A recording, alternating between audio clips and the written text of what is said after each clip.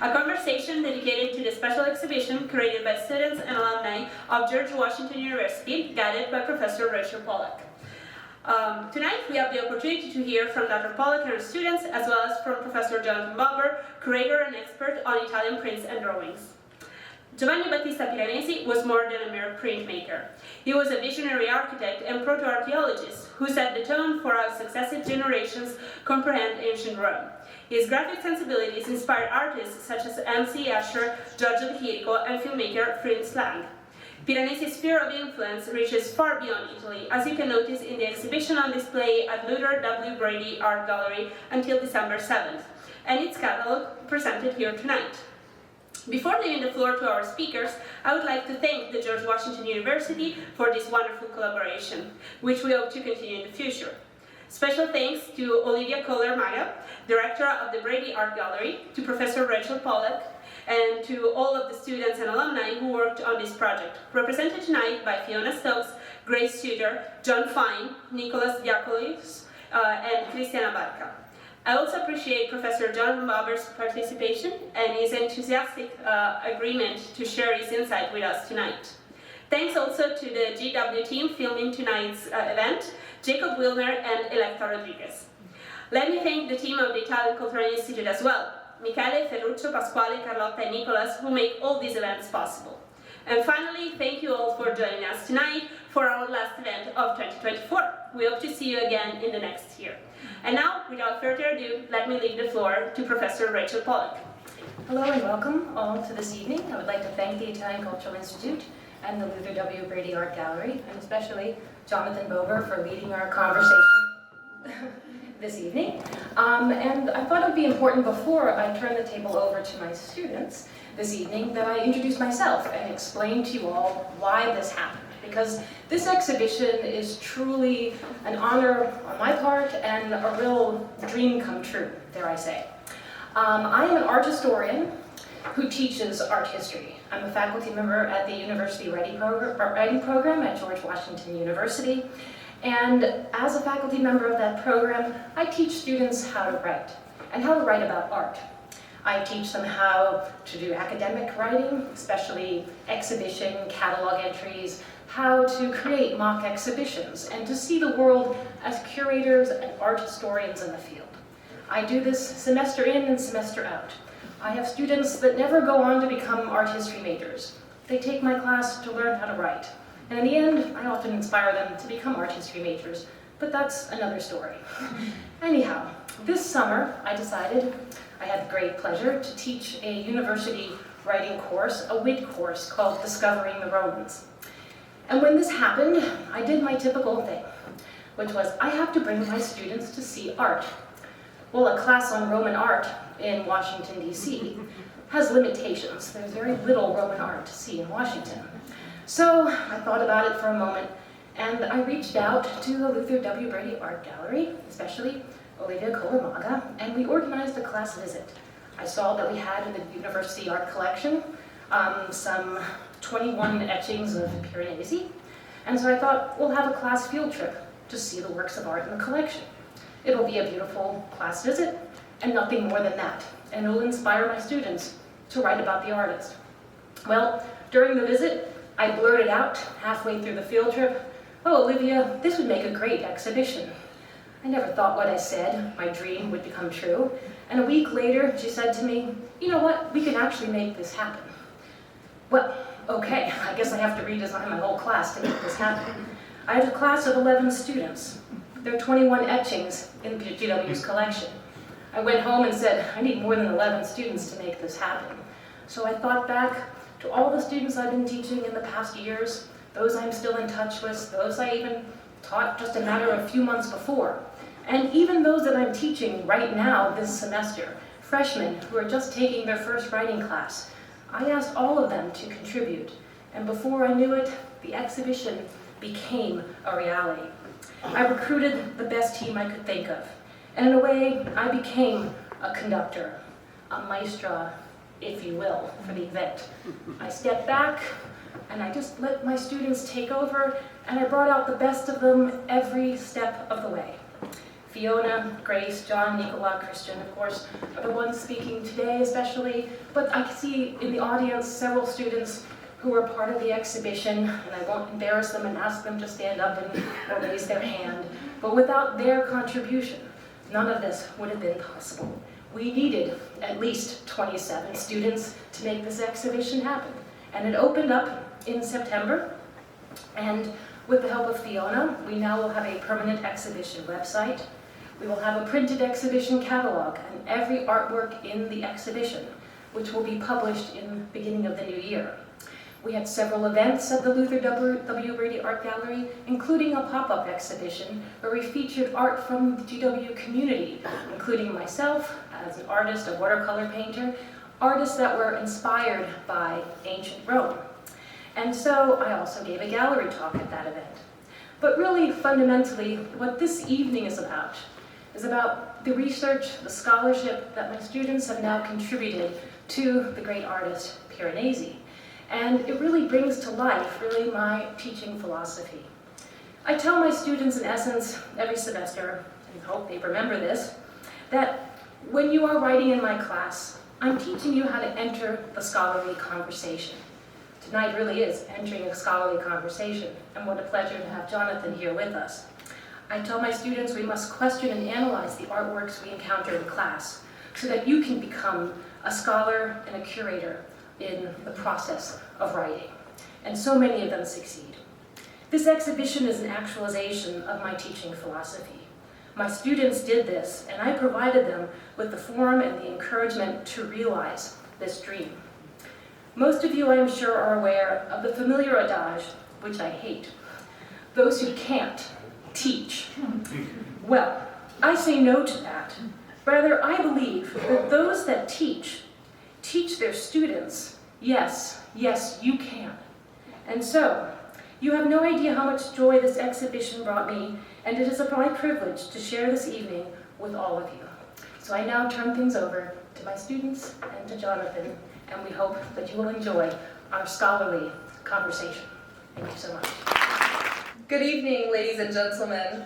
I'm Fiona Stokes, intern at the Luther W. Brady Art Gallery and one of the editors for Piranesi's Rome. It is my utmost honor to be with you all here tonight, standing on Italian soil and appreciating ancient Rome from thousands of miles and thousands of years away. Allow me to give a brief introduction of the artist and architect Giovanni Battista Piranesi. He was born in Venice and did much of his artwork through etchings and engravings. He first rose to fame with his Views of Rome series, stirring the excitement from tourists and merchants alike who visited Rome. Most of the pieces in our exhibition are from his Views of Rome series. The prints from this series showcases his meticulous rendering of ancient ruins and his imagination of what they looked like in their former glory. Once he mastered the geometrical accuracy in his architectural depictions, he pushed the boundaries of the architecturally possible with his Imaginary Prison series. The atmosphere, style, and artistic technique takes a sharp turn from his Views of Rome series. This shift displays Piranesi's artistic range and varying ideas on the representation of architecture throughout his lifetime. We have 3 pieces from this series in our exhibition. So, what makes Piranesi stand out? Well, the truth of the matter is, Piranesis are everywhere. He pushed the production of impressions per copperplate up to 4,000 impressions. For reference, 100 impressions was already considered a lot of impressions per copperplate in the 18th century. Yet, he estimated a meager profit of $375 per copperplate when adjusted to today's dollars. The requirements of making a living as an artist influenced his technique. According to American art historian and curator at the Metropolitan Museum of Art, Alpheus Hyatt Mayer, Piranesi made his copper plates rugged by etching in parallel lines, spaced far apart, and rarely crossed by hatching. Cross-hatching does not wear so well because the grid of intersecting parallels erodes little squarish plateaus of copper that present 4 edges to the wear of printing instead of 2 edges on the walls of the plate. Piranesi's artwork, becomes all the more fascinating when we consider the process and factors of consideration he underwent in order to maximize his production. The parallel lines, the backwards written inscriptions of the copper plates, the darkening impressions that boldened with each reworking of the copper plates, and the consequently thicker papers that were necessary for the later impressions all speak to Piranesi's career as someone who relied on art for an income. Meyer concludes, a Piranesi collector must examine prints for the paper, the name of the editor, the numbering, but above all, the general clarity which one can learn to evaluate only after comparing many impressions. I was first introduced to Piranesi's Rome by Dr. Pollock, the head of this exhibition. She was my professor for a first-year university writing course at George Washington University titled The Greek Ideal in Art. Her passion for art was so contagious that I am now pursuing a major in art history with a fascination for Greco-Roman sculptures. This exhibition is brought to you today by a team of students like myself and fellow alumni, all driven by a desire to learn, talk, and share about art. After months of Zoom meetings, revising, editing, and finally finalizing, we are here today to hear from Nicola Diakolios, Grace Suter, John Fine, and Christian Barca. We are also joined by a very special guest who will be part of our conversation this evening. It is a pleasure to have Jonathan Bober with us, the former senior curator of prints and drawings at the National Gallery of Art. We are delighted to hear his insight and commentary as he leads each Q&A following our four speakers. Tonight, we will discuss what makes Piranesi's ruins compelling, Roman history as explained by Piranesi's prints, how his misattributions add to the allure of Rome's legacy, and his imaginary prison series. With all of this said, I hope you are all very curious about Piranesi's Rome. The physical exhibition currently resides in the Luther Brady Art Gallery. However, for tonight, I have brought to you a virtual exhibition. I've had the pleasure of putting together this website that will give public access to all of the research we have compiled. Before we officially dive into the evening with analysis, allow me to walk you all through a virtual tour of Piranesi's Rome. So here is a laid out overview of the 21 pieces in the exhibition, organized into 5 different series. I would also like to point out that the vast majority of the prints in our collection came from the Corcoran Gallery of Art, which became part of the George Washington University in 2014. Only 3 pieces were transferred from the Gelman Library. All of the pieces you're about to see are gifts to George Washington University from the trustees of the Corcoran Gallery of Art, specifically donated by Frank B. Bristow. First, we have the series of Architecture and Perspectives, which only contains the artwork titled Vestibule of an Ancient Temple from 1742. Next, we have Views of Rome, featuring the bulk of the pieces in our exhibition. The series first appeared in the 1740s and was published over the course of 30 years. It features St. Paul's Outside the Walls, Capitoline Hill, not to be confused with Capitol Hill, Hadrian's Mausoleum, Egyptian Obelisk, Portico of Octavia, Tomb of Palti, the Appian Way, remains of the Villa of Maecenas, another internal view of the Villa of Maecenas, the Colosseum, the Pantheon, the Temple of Kamene, and the Grotto of Egeria. The next series is the Campus Martius of Ancient Rome series, dating from 1757 to 1762. It features the Ponte Mole, the Aqua Virgo, and the Baths of Sallust. Then our collection of the different views of Paestum series interestingly offers just one view of the Paestum, dated between 1778 and 1779. Piranesi created a total of 20 prints in the series, but GW was lucky enough to acquire 1. Then we have the Imaginary Prison series, which features the title plate, Prisoners on a Projecting Platform, and the arch with a shell ornament. All 3 of these pieces are from 1761. Each etching or engraving you see here is linked to a catalog entry that further details the background and content. At the end of each entry, you can also find the modern view and Google Maps location of the site depicted.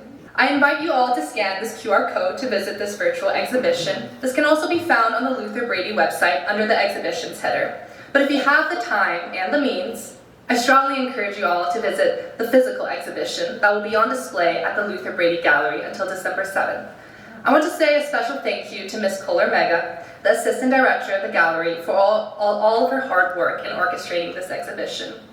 We're so thankful to our friends, Michele Giacalone and Elettra Laduca from the Italian Cultural Institute for making this event possible. Thank you for giving us this platform, your wonderful embassy, and this delightful crowd for the evening. We have a catalog set to publish in early 2025. Here's a brief overview of the book that Sienna Liu and I have been designing with the help of Anushka Rao. Here is an overview of the book cover and a sample of the catalog entry. We'll be sending out more information on the sale of this book in the month to come. Now I know this was a very quick, but hopefully not too overwhelming brush over the exhibition. However, I hope that this was able to set the canvas and framework for our conversation tonight. Now, without further ado, may I welcome you all to Piranesi's Rome.